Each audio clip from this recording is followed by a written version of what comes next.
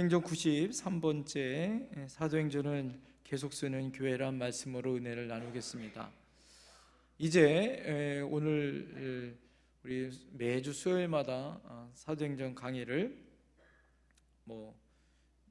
격주로 우리 부목사님하고 설교를 하면서 이렇게 나누어서 하면서 벌써 이렇게 2년이라는 세월이 지났습니다. 여러분, 오늘 우리가 사도행전의 말씀을 통하여서 하나님은 작은 일을 통하여서 엄청난 큰 일들을 시작하고 계시다라는 것을 사도행전을 마치면서 깨닫게 되어지는 것 같습니다. 하나님께서는 이스라엘이라는 작은 나라를 통하여, 또 작은 한 민족을 통하여, 작은 한 사람을 통하여 믿음의 역사가 확장하여지고 발전하여지고 부흥의 길로 인도하신다라는 거죠. 주님을 향한 열정을 가지고 뭔가 시작하려고 했었던 그 믿음의 사람들에게 오순절날 마가다락방에 임했었던 성령의 역사로 말미암아 교회가 탄생하게 되어졌고, 또 그 가운데 성령의 은혜를 받았던 하나님의 주의 종들이, 사도행전 전반부는 그래서 예수님의 제자들과 베드로를 중심으로 한 사역에 대해서 말씀해 주었다면, 사도행전 후반부는 이방의 선지자로, 이방의 선교사로 부름받은 이 바울 사도의 믿음의 여정에 대한 기록이 기록되어 있습니다. 오늘 이 사도행전의 마지막 부분인 사도행전 28장의 이 마지막 부분을 우리가 오늘 보고 또 그 이야기를 통하여서 은혜를 나누려고 합니다. 자, 오늘요, 이 사도행전 마지막 부분을 보면서 우리 안에 이런 의구심이 생길 수 있습니다. 그것은 무엇이냐면, 성경의 다른 책의 마지막 부분하고는 조금 다르다라는 것을 우리가 느낄 수 있습니다. 그건 사도행전의 마지막 부분이지만 왠지 마지막처럼 느껴지지 않는다라는 거예요. 오늘 이 사도행전의 마지막 부분은 이 바울이 로마에 그렇게 가고 싶었던 로마에 도착해서 바울이 어떻게 복음이 로마와 이방 땅에 복음이 전파되어졌는가에 대한 기록으로 끝나지 않아요. 그리고 바울이 로마에서 순교를 당합니다. 그런 이 순교의 장면, 그리고 마지막 유언처럼 그의 제자들과 그의 교회에게 많은 편지를 보냈지만 정작 로마서에는 그것이 기록되어 있지 않죠. 사도행전의 기록은 어떻습니까? 종결의 문장이 아니라 계속 이어지는 문장으로 마친다라는 거예요. 여러분, 이 사도행전의 마침의 사건을 우리가 보고 이 문장을 바라보면서 우리 안에 깨닫게 해주시는 것이 있어요. 그것은 무엇이냐? 바로 이 사도행전을 썼었던 사람이 바로 누가이죠. 누가는 누가복음을 쓰고 난 다음에 이 사도행전을 썼습니다. 그리고 나서 사도행전 28장으로 이 사도행전의 역사는 끝난 것이 아니다라는 거예요. 신학의 유일한 역사서입니다. 예수 그리스도가 이 땅에서 복음을 전하셨었던 복음의 사역 이후에 예수님이 돌아가신 다음에 초대교회의 역사가 어떻게 역사했는가에 대해서 역사의 기술을 하고 있었던 이 누가, 그는 의사였고 역사의 기술자였어요. 역사가였죠. 그렇기 때문에 그는 이 역사의 기술을 쓸 때 의도적으로 이 사도행전 28장을 열린 결말로 썼다라는 거예요. 우리가 드라마를 보거나 영화를 보면 우리가 좋아하는 이 결말이 있어요. 그게 뭐죠? 해피엔딩이라는 거 아니에요? 모든 사람들이 그런 얽혀있고 복잡한 문제들이 막 잘 풀려요. 그죠? 막 다 꼬였다가 마지막 회에 다 풀려요. 그죠? 그리고 행복하게 잘 끝납니다. 대표적인 우리나라 고전으로 이야기하면 놀부와 흥부 같은 권선징악, 나쁜 사람은 혼나고 착한 사람은 복을 받고, 이렇게 결말이 깔끔하게 행복하게 딱 끝나면 좋아요. 자, 그러나 사도행전 28장의 마지막 내용은 그렇지 않다라는 거예요. 왜 그럴까? 따라합니다. 사도행전은 아직 끝나지 않았다. 지금도 계속된다. 여러분, 사도행전의 마지막은 뭘까요? 세상 끝날에 복음이 완전히 전파되어지는 그날에 사도행전은 끝나는 거예요. 할렐루야. 복음의 진보와 성령의 역사, 예수님이 재림하는 그 순간 전 인류의 복음이 완전히 전하여지는 그때가 사도행전의 마침이에요. 할렐루야. 그러니까 누가는 사도행전은 계속된다라는 거예요. 한번 따라해 보시겠습니까? 사도행전은 계속된다. 그러니까 사도행전은 28장으로 끝나는 게 아니라 사도행전은 29장이 있다. 29장은 누가 써야 된다? 따라합니다. 내가 써야 된다. 목사님 무슨 말이에요? 내가 무슨 사도행전을 씁니까? 아니에요. 목사님이 사도행전 써야 돼요. 이게 아니에요. 사도행전의 지금의 역사는 여러분, 누가가 사도행전을 28장으로 끝난 이후에 이 사도행전의 역사는 계속해서 지금까지 2000년 동안 내려오면서 사도행전의 역사는 끝났다, 끝나지 않았다? 끝나지 않았다. 1885년 선교사님, 원더우드 아펜젤러 선교사님이 제물포항 인천으로 입항하여 들어오면서부터 그에 앞서 1865년, 66년에 토마스 그 선교사님이 들어오는 그 순간부터 우리나라에 뭐예요? 선교의 역사는 시작된 거죠. 복음의 역사가 씨앗이 떨어져. 그것이 지금. 그래서 신학교에 가보면요, 뭐가 있냐면 한국 교회사가 있어요. 한국에서 복음이 어떻게 전파되어졌는지. 그리고요, 우리가 성경의 역사뿐만 아니라 뭐예요? 선교의 역사가 있잖아. 이게 다 뭐예요? 크게 말해서는 사도행전의 역사예요. 그 후로부터 여러분 138년까지 지금까지 우리는 이 사도행전의 역사를 지금도 써나가는 거예요. 우리 교회가 지금 48년의 역사가 있습니다. 이제 50주년을 맞이해요. 50주년 때 여러분 역사를 우리가 만들고 우리 교회의 역사를 만들 거예요.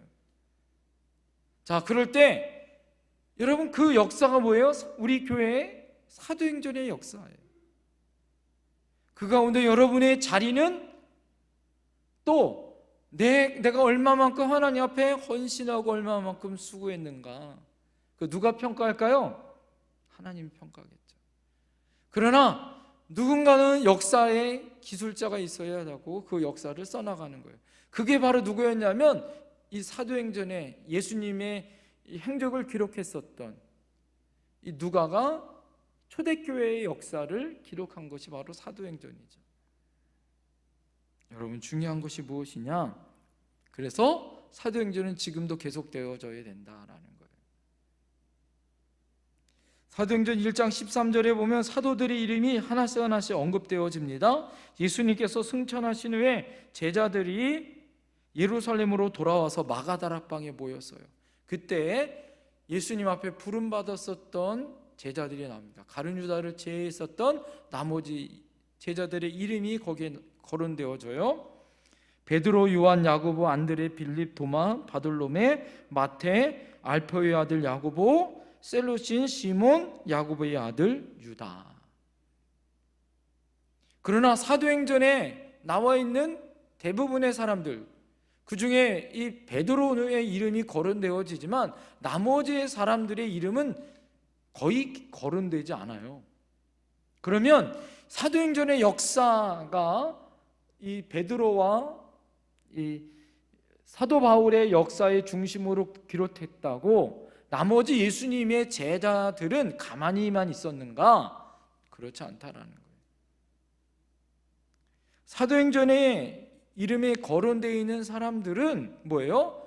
누가 역사가였었던 누가가 복음의 확산이 되어지는 아주 중요하거나 대표적인 사람들의 이름만 거론되어 역사를 기술한 거죠. 그렇다고 해서 나머지 제자들과 거기에 수없이 많은 초대교회의 믿음의 사람들의 헌신과 수고가 없었느냐? 아니다라는 거예요. 비록 사도행전에 이름이 거론되지 않았지만 그들은 나름대로 충성을 다하였고 그 자리에서 복음을 위해서, 예수님의 말씀을 위해서 충성하고 애썼다라는 거예요. 만일 그들이 그렇게 복음의 사역을 잘 감당하지 않았다면 우리가 잘 알듯이 사랑의 제자였었던 요한이 반모섬에 가 유배당한, 나중에 그는 나이 먹어 늙어 죽었지만 나머지 모든 제자들은 뭐예요? 순교하여 죽었어요. 왜 순교하여 죽었습니까? 그들은 쉬지 않고 사도행전의 역사를 감당하기 위해서 복음을 전하다가 죽었어요. 우리가 잘 알고 있었던 그 예수님의 제자 중에 가장 멀리 와서 복음을 전했었던 제자가 누구냐면 도마예요. 도마가 어떤 사람입니까? 의심 많았다고 예수님이 부활하셨는데 자기는 손으로 만져봐야 알겠다고 예수님의 손에 뭐 했습니까? 손가락을 넣어봤었던 도마. 그는 예수님의 손가락을 넣어봤던 도마가 어떻게 했습니까? 그는 인도까지 왔어요. 아시아 지역에 있었던 인도까지 와서 복음을 전하다가 그곳에서 순교하여 죽었어요. 제일 먼저 죽은 사람은 야고보죠. 그건 성경에도 기록되어 있으니까. 그러니까 여러분들, 수없이 많은 이렇게 예수님의 제자들 중에도 저희 교회 와서 예수님의 12제자들의 설교를 했지만 성경에 그 이름도 제대로 기록되지 않고 죽었었던 예수님의 제자들 또한 사도행전의 사명을 잘 감당했었다라는 거예요. 여러분, 그것을 우리는 잘 알아야 되는 거죠. 자, 또 하나, 여러분, 사도행전은요 어떤 말씀이냐면 그렇게 이름도 없이 빛도 없이 복음을 위해서 희생하여 수고했었던 믿음의 사람들의 역사뿐만 아니라 또한 교회의 역사이기도 합니다. 예루살렘 교회가 만들어졌고 유럽으로 전하여져서 우리가 잘 알고 있었던 빌립보 교회가 만들어지고, 그 다음에 여러분 유럽의 1차, 2차, 3차로 전도되어져서 어떻게 됩니까? 바울이 세웠었던 교회들이 만들어지죠. 그리고 이 바울이 어디 있든지 옥에 있든지 그들에게 편지를 보내고 이게 이런 목회서신이 되어지는 거예요. 그래서 사도행전을 뭐라고 얘기하냐면 교회의 역사를 빗대어서 성령 행전이다 이렇게 말하는 거예요. 성령께서 역사하지 않았다면 교회는 탄생하지 않았죠. 교회의 탄생은 오순절날 마가다락방에 성령이 임했고, 성령이 임한 사람들을 통하여 어떻게 했습니까? 예루살렘 교회, 최초역인 예루살렘 교회가 만들어졌고, 이 예루살렘 교회에 있었던 모든 사람들이 핍박받음으로 흩어지면서 디아스포라, 흩어졌었던 사람들을 통하여 흩어졌던 사람들이 모이기 시작하면서 그 지역에 또 사람들이 흩어졌던 그 지역에 주님의 제자들과 바울이 가면서 또 그곳에서 교회가 만들어진 거예요. 그러면서 여러분, 초대교회는 어떻게 했습니까? 성령의 역사를 통하여 교회가 만들어졌습니다. 그래서 성령의 사역을 기록한 사도행전은 성령행전이다 이렇게 말할 수 있어요. 예수님께서 승천하시기 직전에 제자들에게 뭐라고 말씀하셨습니까? 마지막 예수님이 40일 동안 남아 그들에게 마지막 부탁하신 것이 무엇이냐면 오직 성령이 너희에게 임하시면 너희가 권능을 받고 예루살렘과 온 유대와 사마리아 땅끝까지 이르러 내 뭐가 되라? 증인이 되라 말씀하고 있어요. 여러분, 증인이 되기 위해선 첫 번째 조건이 있습니다. 오직 성령이 너에게 어떻게 해야 돼요? 임하셔야 하는 거죠. 성령이 너에게 임했더니 여러분 어떻게 합니까? 너희 안에 권능이 임했다라는 거예요. 성령을 받았던 그들이 예루살렘과 온 유다와 사마리아 땅끝까지 이르러 증인의 삶을 살았어요. 그것이 증인의 삶을 살 때 효과적으로 만들어진 것이 교회였고, 또 하나 하나님의 성령의 능력으로 그 모든 것들을 행할 수 있었다라는 거예요. 그래서 여러분, 성령을 믿는 하나님의 백성들이 성령의 감동으로 인도하심을 따라 목숨 걸고 복음을 전한 그 열매가 나타난 거죠. 그 성령께서 사도 바울의 마음에도 임하여 감동시키셨고, 세계의 중심인 뭐예요? 당시에 로마로 가서 로마를 변화시키고 로마의 황제 가이사를 구원시켜야겠다는 사명이 바로 이 바울 사도의 최종 목적이에요. 그뿐만 아니라 그 당시에 마지막 땅끝이라고 생각했었던 스페인까지 가서 복음을 전해야 된다는 것이 바울 사도의 꿈이었어요. 그런데 여러분, 우리가 잘 알듯이 사도행전의 역사를 잘 보면 바울이 로마로 가고 싶은데 뭐예요? 마음대로 로마로 갈 수 있었나요? 마음대로 가지 못했습니다. 자기가 가려고 노력할 때는 하나님이 다 길을 막았어요.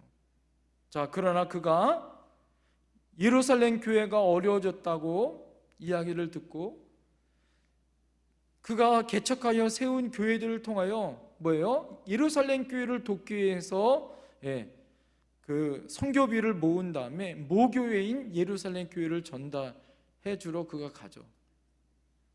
그러면서 그가 유대인들에게 붙잡힙니다. 죄목이 세 가지가 있어요. 첫 번째는 뭐냐면 동족인 이스라엘 백성과 율법을 비방했다는 것. 여러분, 그래서 율법을 그가 비방했다라는 것, 또 하나 이방인들을 데리고 성전에 들어가 성전을 더럽혔다는 것. 그래서 또 하나 이들이 그렇게 선동해져서 로마 사람들에게는 반란을 일으킬 위험이 있다라는 이 세 가지의 죄목을 가지고 그가 소송을 걸은 거예요. 그리고 그를 잡아 죽이려고, 여러분, 가진 수단과 방법을 가리지 않았잖아요. 우리가 잘 알듯이 그를 죽이기 위해서 잠도 자지 않겠다, 밥도 먹지 않고 잠도 자지 않고 그를 죽이겠다고 했던 사람들이 얼마나 많았습니까? 그러나 우리가 잘 알듯이 바울은 어떤 사람들이에요? 바울은 동족을 너무너무 사랑했었던 사람이에요. 바울 사도가 로마서 9장 3절에 보면 나의 형제 곧 고륙의 친척을 위하여 내 자신이 저주를 받아 그리스도에게서 끊어질지라도 원하는 바로다. 이렇게 고백합니다. 동족을 비방했다면 여러분, 그건 말도 안 되는 거예요. 모함한 거죠. 바울 사도가 여러분 이방인의 예수 그리스도의 괴수다, 그래서 이방인들, 특별히 로마 사람들의 정권을 무너뜨리려고 했던 어떤 반란을 일으킬 거다, 여러분 그것이 아니라 예수 복음으로 세상을 뒤집어 놓고 싶은 사람이지 로마를 반란을 일으킬 수 있는 그런 어떤 정치적인 의도는 없었죠. 여러분, 오늘 그가 오해를 받아서 여러분 그가 그렇게 가고 싶었던 로마를 어떻게 갑니까? 그가 미결수의 죄수로 로마로 가게 되어지는 거죠. 지난번에 말씀드린 것처럼 바울 사도가 어떻게 했습니까? 배삭도 들지 않고 여행 경비도 들지 않고 그를 죽이려고 했었던, 그를 고소해서 죽이려고 했었던, 그렇게 생명의 위협을 가지고 있었던 유대인들을 누가 지킵니까? 로마의 군병들이 그를 지켜서 호위하면서 로마로 갑니다. 생명의 위협을 느꼈었던 그가 로마 황제에게 재판을 걸어서 뭐예요? 상소하여 미교수의 몸으로 로마로 가는 거예요. 이게 하나님의 섭리요 하나님의 놀라운 은혜다라는 거예요. 자기가 그렇게 가고 싶었는데 하나님은 다 막고 하나님의 뜻 안에서 어떻게 합니까? 그렇게 하나님의 섭리 안에 그가 그런 로마로 가게 되어졌다라는 거예요. 여러분, 하나님의 계획과 섭리는 아무도 몰라요. 하나님이 섭리가 있고 하나님의 뜻이 계셔야 갈 수 있는 거다라는 거예요. 오늘 본문은 로마에서 복음을 전하고 있는 사도 바울의 모습을 보게 되어집니다. 오늘 30절에 보면 그가 로마에 가서 어떻게 합니까? 재판을 받기 위해서 2년 동안이나 또 자기의 어떻게 보면 감옥에 갇힌 것이 아니라 셋집, 자기 집에서 가택연금 상태로 그가 그 로마의 군병들이 그를 지키고 있고, 그는 외출을 마음대로 하지 못하지만 찾아오는 손님은 맞이할 수 있는 그런 가택연금, 자기 셋집에서 살 수 있는 그런 특권을 얻어요. 그러면서 그가 이 로마에서도 복음을 증거하는 사명을 감당한다라는 거예요. 그는 미결수입니다. 재판 결과에 따라서 그는 자유의 몸이 될 수도 있고, 어떻게 보면 옥에 더 갇히든지 죽을 수도 있는 상황이에요. 자, 얼마나 여러분 불안하고 얼마나 걱정이 많겠어요. 그러면 바울이 그가 셋집에 머물면서 뭘 해야 될까요? 재판 준비해야 되는 거예요. 그렇죠? 그러나 그는 뭐 하죠? 복음을 전해요. 여러분, 이것에 감동이 있는 거예요. 바울 사도의 최우선순위는 뭐였냐면 로마에 가서 로마에 있는 사람들을 구원시키는 것. 그러나 여러분, 더 큰 감동은 무엇이냐? 로마에 가서 그가 복음을 전하려고 하고 로마에 가서 교회를 세우려고 했더니 이미 로마에 이미 예수 믿는 사람이 있었어요, 없었어요? 벌써 이미 로마에 예수 믿는 사람들이 벌써 흩어져서 그 가운데 와 있었어요. 그들에게 그는 어떻게 했습니까? 만나 복음을 전합니다. 어떤 사람은 듣고 어떤 사람은 오늘 말씀에 오면 듣지 않았다, 이렇게 얘기해요. 눈이 가리고 귀가 가려서 듣거나 보지 못하는 사람이 있고, 여러분 뭐예요? 보고 듣는 사람이 있어요. 진짜 복이 뭘까요? 인생에서 여러분 진짜 복이 무엇인지 아세요? 따라합니다. 볼 수 있는 것을 보는 것, 들을 수 있는 것을 듣는 것, 이게 진짜 복이에요. 부자가 어떻게 부자인 줄 아세요? 부자들은요 돈의 흐름을 안 돼요. 여러분 겨울에 이 족대 있잖아요. 족대를 가지고서 우리가 이 고기를 잡아요. 어렸을 때 개울에 보면 고기를 참 잘 잡는 사람이 있어요. 그 사람은 뭘 알아요? 물고기의 길을 아는 거예요. 여기 족대 개울이 막 흐르잖아요. 그러면 저 어느에 이 풀숲 사이에 족대를 딱 세워놔요. 그리고 어떻게 합니까? 저 끝에서부터 풀을 발로 막 그래요. 그러면 풀숲 사이에 숨었던 뭐가요? 고기들이 막 와서 어디로 들어갑니까? 족대 사이로 싹 들어가요. 저는 미꾸라지 많이 잡아봤는데 그렇게 해서 그러면요 어떻게 합니까? 그 길을 아는 거는요 굉장히 중요합니다. 이게 기술이죠. 부자가 어떻게 부자가 되냐면 이 부자들은요 돈의 흐름을 안 되는 거예요. 그래서 돈의 흐름을 알아서 미리 거기에 투자를 탁 해서 부자가 되는 거예요. 그리고 가장 비싼 가격에 딱 팔고 또 어떻게 해요? 또 돈의 흐름을 알아서 어디에 투자해서 돈을. 근데 제일 바보 같은 사람이 어떤 사람이에요? 끝물을 타는 사람들 있잖아요. 다 되고 돈이 빠지려고 하는데 그때 착 뭐가 할만할 때마다 뭐예요? 이 사람은 실패를 보는 거죠. 길을 잘 모르는 거예요. 여러분 눈이 떠져야 하는 거예요. 근데 가장 큰 눈은 뭐예요? 복음과 진리의 눈이 떠져야 돼요. 할렐루야. 말씀을 볼 때도 여러분, 하나님의 은혜의 성령으로 조명하여 말씀의 은혜를 받아요. 눈이 떠지는 거죠. 여러분, 귀가 열려야 됩니다. 세상의 소리, 세상의 나쁜 말, 세상의 소문들, 세상의 소리에 여러분 우리가 귀를 기울이는 것이 아니라 하나님의 진리의 말씀에 귀를 기울여야 돼요. 이것이 복 있는 거죠. 최고의, 예수님이 이후에 최고의 복음을 전하고 가장 강력한 능력을 행했었던 이 사도 바울이 로마로 가서 직접 만나 복음을 전할 때 어떤 사람은 눈에 가리워서 그것을 보지 못하고 귀가 가리워서 듣지 못하는 사람이 제일 불행한 사람 아니에요? 예? 여러분들에게 이런 복이 있어야 할 줄 믿습니다. 눈이 열리고 귀가 열려야 할 줄 믿습니다. 예. 중요한 건 무엇이냐? 오늘 그는 재판을 준비한 것이 아니라 복음을 전하는 사명을 감당했다라는 거예요. 보지 못하고 듣지 못하는 그들에게 복음을 전했다라는 거예요. 사랑하는 성도님들, 사도 바울이 전한 이 복음을 듣고 믿었던 믿음의 사람들, 2년 동안이나 그 집에서 그가 쉬면서 재판을 준비하거나 그냥 안식을 취한 것이 아니라 끊임없이 그가 복음을 전했다라는 사명을 우리는 알아야 돼요. 여러분, 31절을 다 같이 한번 읽어볼까요? 31절 시작.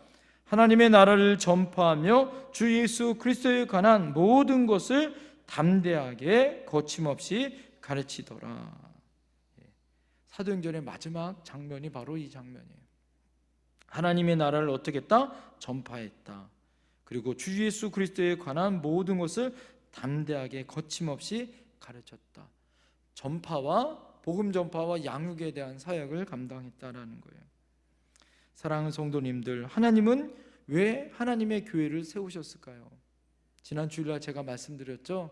하나님의 교회를 세운 가장 중요한 사명, 복음을 전파하기 위해서.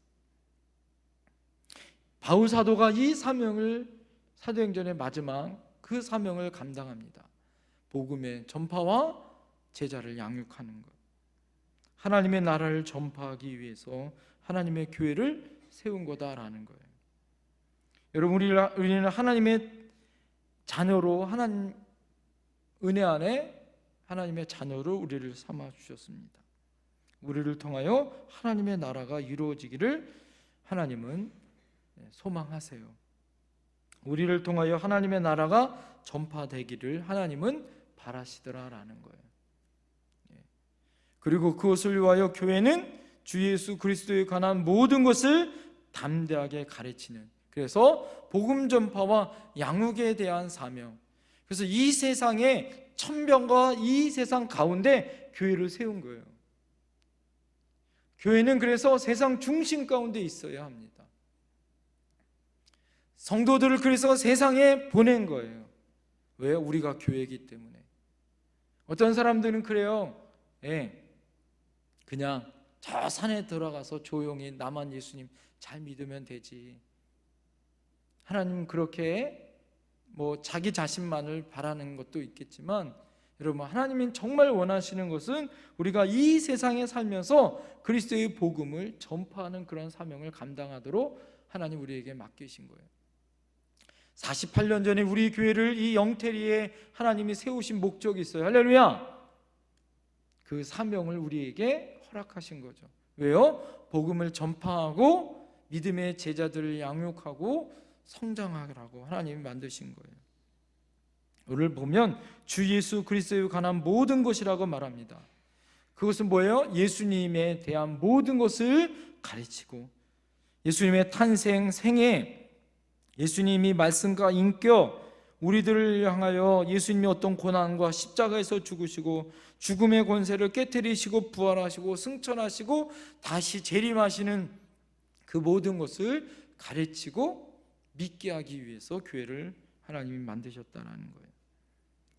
사랑하는 성도님들, 우리가 이 사명을 감당해야 할 줄 믿습니다. 교회의 사명뿐만 아니라 우리의 사명 또한 마찬가지예요. 우리가 하나님이 왜 하나님이 우리를 이 땅에 보내셨는지, 우리가 서 있는 그곳에서 복음을 전파하고 또 죽어져가는 우리 북녘에 있는 동포들을 향하여 여러분 우리가 그리스도의 복음을 전하도록 또 그 사명을 감당하도록 책임도도록 우리에게 하나님이 그 사명을 맡기신 줄 믿습니다. 할렐루야. 북한에 있는 동포들뿐만 아니라 여러분 우리 주변에 있는 일본과 중국과 열방에 죽어가는 많은 영혼들을 구원해야 되는 그 복음의 사역을 우리에게 맡기셨다라는 거. 할렐루야. 예루살렘과 온 유대와 여러분 이것은 지역적으로 이야기하면 뭐예요? 이스라엘 나라 자신의 민족이에요. 그러나 성경은 그렇게 말하잖아요. 온 유대와 사마리아와 그 다음에 예루살렘과 온 유대와 그 다음에 사마리아, 이것은 이방입니다. 그리고 땅끝까지 그 사명을 감당하는 것. 바울은 로마로 가서 그것을 끝나는 것으로 바라지 않았어요. 정말 여러분 바울이 원했던 것은 무엇이냐면 스페인까지 가는 거예요. 왜 그러냐면 그 당시에 이 세계관은 지구가 동글다 네모나다, 그 당시의 세계관은 지구는 네모나다라고 생각했어요. 예? 우리가 알듯이 우리는 여러분 이 달나라를 망원경을 통해서 달나라가 동그랗고 달나라에서 지구를 찍어보니까 뭐야? 지구가 동글다. 지구를 다른 시각에서 볼 수 있지만 그 당시의 기준으로 봐서는 지구는 네모나. 그래서 세상의 끝은 어디로 봤냐면 그때 당시 유럽의 맨 마지막 끝나라인 스페인이 끝이다 이렇게 본 거예요. 그래서 바울 사도는 로마뿐만 아니라 자 세상의 끝인 스페인까지 가서 복음을 전하는, 이게 세상의 끝이다 이렇게 소망을 가졌어요. 사랑하는 성도님들, 하나님은 그런 하나님의 사람을 통하여 그런 하나님의 교회를 통하여 그 사명을 맡겨요. 특별히 오늘 여러분 사도행전의 기록을 잘 보면 지난 주일날 제가 이 설교를 해야 되는데 이걸 못했어요. 그것이 무엇이냐면 사도행전에 나온 대표적인 그 복음을 전하는 사역자들은 여러분 어떤 사람들인지 아십니까? 특별히 하나님 앞에 부름받은 뭐 베드로나 사도 바울 이런 사람이 것 같지만 정말 이 사도행전의 역사와 지금 기독교의 모든 역사를 잘 보면 이름도 빛도 없이 복음을 전했었던 평범한 사람들이 그 모든 성령의 사역과 교회의 사역을 감당했다라는 거예요. 그곳으로 부름을 받았다라는 거예요. 할렐루야. 그 부름받은 그 사역 가운데 여러분 우리도 속해 있다. 할렐루야. 사도행전은 지금도 여러분 필요하다 안 하다? 필요하다라는 걸 여러분 기억해야 됩니다. 사도행전의 역사는, 복음의 역사는 사도 바울 한 사람의 노력만으로 결코 되어지지 않았다는 거예요. 수없이 많은 믿음의 사람들, 이름도 빛도 없이 수없이 많은 믿음의 사람들이 우리가 알고 있는 우리나라에 수없이 많은 믿음의 선교사님들이 와서 우리가 기억지도 못하고, 여러분 우리가 제자훈련 끝나고 양안진에 가서 그 많은 사람들이 우리 위해서 죽었다라는 거 우리가 몰랐었잖아요. 우리가 알든 모르든 이름도 빛도 없이 그들의 사명을 감당했었던 수없이 많은 믿음의 사람들을 통하여 믿음의 역사는 열방까지 전파되어지는 거예요. 바나바가 없었다면 사도 바울도 여러분 없었지 않았을까요? 그죠? 사도행전에 그 이름 단 한 사람도 언급되지 않았었던 바울 사도뿐만 아니라 사도행전은 누가가 기록됐잖아요. 그런데 여러분 누가가 정말 대단한 건 뭐냐면, 보통 성경에 보면 자기 이름을 써도 되는데 사도행전에 누가가 자기가 그것을 썼다라고 이야기하지 않아요.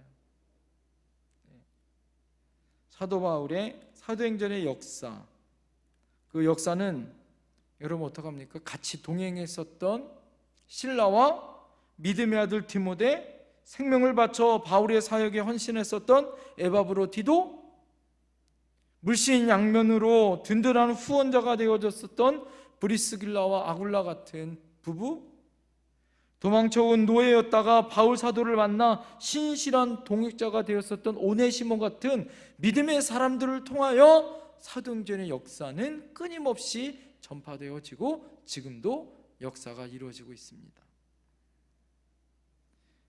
사랑하는 성도님들, 이 헌신한 사람들을 통하여서 교회는 만들어지는 거예요. 여러분, 교회의 진짜 위기는 어떤 것이 위기일까요? 교회의 위기는 이 사명을 잃어버릴 때, 복음을 전하고 제자를 양육하고 이 사명을 잃어버릴 때가 진짜 위기인 거예요. 많은 사람들이 교회의 위기가 몇 사람, 어떤 소문, 누구 몇 사람, 그것으로 여러분 교회의 위기가 있는 것이 아니라 진짜 교회의 위기는 그리스도의 복음이 끊기고 믿음의 제자들이 양육되어지는 것이 끊기고 진리의 생명 되신 예수 그리스도의 진리와 성령의 역사가 멈춰질 때 그것이 진짜 교회의 위기죠. 사도 바울이 죄수의 몸이, 여러분 어떻게, 그가 죄수의 몸이었지만 여러분 그에게는 위기 아니에요. 언제 죽을지 모르는 위기지만 여러분 그 안에는 시퍼렇게 살아계신 예수 그리스도의 생명이 그 안에 있었어요. 불길같이 타오르는 성령이 그에게 있었어요. 그래서 그를 만나는 사람들마다 그리스도의 복음이 전하여졌고 그 생명의 복음으로 어떻게 했습니까? 우리가 잘 알듯이 나중에 이 로마가 어떻게 합니까? 그리스도의 복음을 강력하게 전하는 기독교의 복음의 핵심의 도시로 바뀌어지잖아요. 그죠? 그런 역사가 어떻게 이루어졌냐는 거죠. 그 역사는 어떻게 됐습니까? 나중에 이 로마가 기독교를 국교화시키잖아요. 그 당시에 10%도 안 되는 인구, 얼마 되지 않는 인구. 여러분 기독교 어떻게 보면 이탈리아라는 이 로마라는 데는 그들이 믿고 있었던 로마의 황자가 있었고 태양의 아들 여러분 제우스가 있었고 여러분 그들이 믿고 있었던 신들이 있었음에도 불구하고 이스라엘 나라 하나님을 믿는 그런 믿음의 종교를 자신의 나라의 국교를 만들 정도로 그런 영향력이 있는 믿음의 사람들이 있었다는 거죠. 여러분 이 시대의 진정한 위대한 교회는 어떤 교회일까요? 우리 안에 여러분 잘 한번 생각해 보셔야 됩니다. 사도행전을 마치면서 제가 고민하고 또 기도하는 것이 있어요. 위대한 교회는 어떤 교회일까? 위대한 성도는 어떤 성도일까? 저의 꿈과 비전은 여러분 우리 교회가 하나님의 위대한 교회가 되길 원합니다. 우리 모든 성도가 하나님이 바라고 하나님이 정말 원하시는 위대한 성도가 되어야 할 줄 믿습니다. 여러분 그러기 위해서 무엇이 있어야 할까요? 참된 이 복음의 사명, 성령의 역사, 믿음의 제자들이 양육되어지고 성장해야 되는 거예요. 여러분 우리가 보기에 좋은 교회는 하나님이 인정받는 교회 아니겠습니까? 번듯한 건물, 여러분 그것만 있는다고 위대한 교회가 되어지지는 않은 것 같아요. 숫자가 많다고 여러분 하나님이 원하는 훌륭한 교회냐? 또 그런 것 같지도 않습니다. 여러분 하나님이 정말 원하고 바라는 교회는 뭐예요? 성령의 이끌림을 받고 성령의 역사가 있고 하나님의 말씀 앞에 순종하고 여러분 성령으로 복음을 전하고 또 성령의 역사하심 가운데 믿음으로 성장하는 교회죠. 위대한 일꾼이 하나님 앞에 쓰임 받을 때 어떠한 고난과 어려움이 와도 뭐예요? 그 말씀 안에 그 자리를 지키고 믿음 안에서 충성하고 하나님 앞에 나아가는 교회예요. 오늘 이야기 하나만 하고 말씀을 마치려고 합니다. 여러분 20세기의 선지자라고 말했었던 에이든 토저라는 이 목사님이 있어요. 그 목사님이 책을 하나 썼는데 습관적 신앙에서 벗어나라 라는 이 책을 썼습니다. 제가 그 책을 이 신학교 때 읽고서 다시 이렇게 펴서 이 말씀을 준비하면서 다시 한번 보면서 그 안에 아주 은혜로운 아주 중요한 메시지가 있었어요. 그것이 무엇이냐면 현대 그리스도인들에게 그 모든 하나님의 일을 멈추게 하는 수면제 같은 그 일을 모두 멈추게 하는 이 세 가지가 병이 있대요. 그것이 무엇이냐면 첫 번째 이 문제와 첫 번째 병은 무엇이냐면 지금이 아닌 언젠가라는 거예요. 하나님의 축복은, 하나님의 은혜는 지금이 아니라 언젠가 주시겠지라는 그런 마음. 두 번째는 여기가 아니라 어디선가 내가 하나님의 축복과 은혜를 받겠지라는 생각. 세 번째는 내가 아닌 누군가를 통해서 그런 사역과 은혜와 축복이 임할 거야 라는 생각이 있다라는 거예요. 여러분, 이것이 얼마나 중요한 것인지 모릅니다. 우리가 잘못된 이 신앙 세 가지가 여러분 지금 우리에게 하나님이 허락하시고 또 바로 나에게 그 축복이 임하여지고 바로 여기서 하나님의 은혜가 임한다라는 이 하나님의 이 시급성과 또 하나님의 은혜를 뒤로 밀어버리는 그런 안타까운 상황이 되어진다라는 거예요. 여러분, 하나님이 우리에게 축복을 주실 때는 여러분 언젠가 어디선가 누군가에게 축복을 주시는 것이 아니에요. 한번 따라해 보시겠어요? 따라합니다. 하나님의 축복은 지금 여기서 나에게. 여러분, 이 세 가지를 기억하셔야 돼요. 여러분, 하나님의 축복은 언제 내려요? 지금 내려요. 지금. 어디서? 여기서. 누구에게? 나에게 주시는 거예요. 여러분, 이것을 우리가 꼭 기억해야 합니다. 다른 데서 누군가에게 또 지금이 아니라 다른 때에 주시는 것이 아니에요. 하나님의 은혜와 축복은 여러분 어떻게 받아야 될까요? 여러분, 지금 받아야 되는 거예요. 할렐루야! 어디서 받아야 돼요? 여기서 받아야 되는 거예요. 누구에게? 나에게 받아야 되는 거예요. 누가 이거를 들어야 되는? 아니에요. 나에게. 여러분 늘 기억하셔야 됩니다.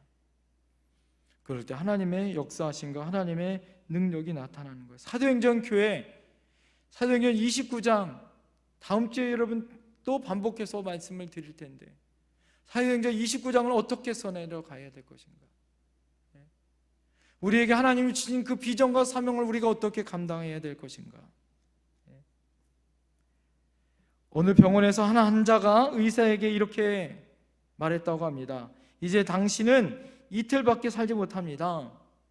남은 시간 누구를 만나고 싶은지 저에게 말씀해 주시면 제가 연락을 해드릴게요. 이제 이틀밖에 안 남은 그에게 정말 만나고 싶은 사람이 누군지 의사가 물었다고 해요.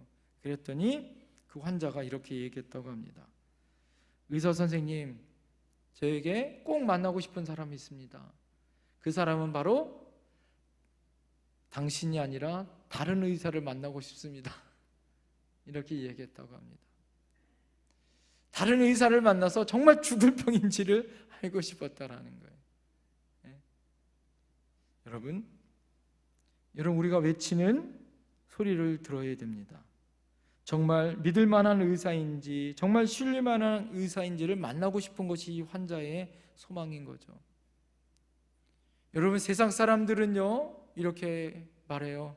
진짜 그리스도인들을 만나고 싶어 해요. 그리고 진짜 교회를 만나고 싶습니다. 여러분, 제가 사도행전을 이제 마치면서 그런 하나님의 기도가 나오는 것 같아요. 하나님, 우리 교회가 진짜 교회가 되게 해주세요. 성령과 복음의 역사와 하나님의 은혜가 넘치는 진짜 교회가 되게 해주십시오. 할렐루야. 하나님, 내가 진짜 성도가 되길 원합니다. 그럴 때 사도행전의 역사는 지금도 역사하여 이루어지는 거예요. 기도하겠습니다.